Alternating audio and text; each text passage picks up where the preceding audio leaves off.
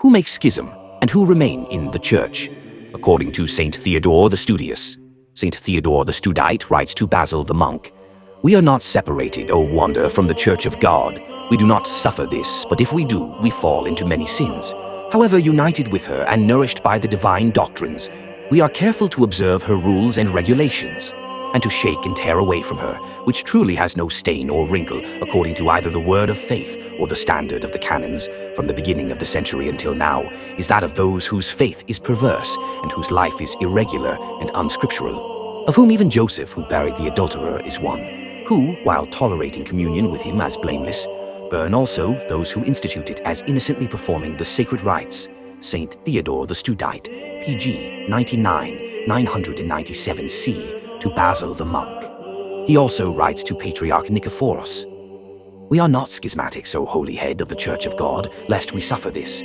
But if we are also in many other sins, besides being orthodox and fed by the Catholic Church, rejecting every heresy and accepting every approved Catholic and local council, not only that, but also the canonical formulations pronounced by them.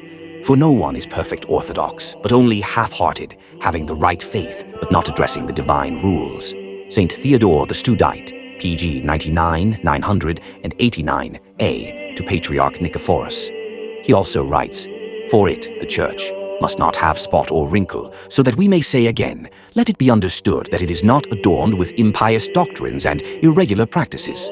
Not only that, even in those who create the forbidden agreements, as the divine Basil did to Paul the Great, he does not allow such people to be united. After the apostles and afterwards, many heresies have invaded it.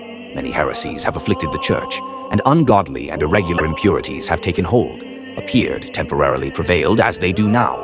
But in this church, in the aforementioned way, undivided and undefiled, it has remained and remains until eternity, excluding and rejecting those who have wrongly thought, or acting as if the waves were coming from a rocky shore." St. Theodore the Studite, pg 99, 1001.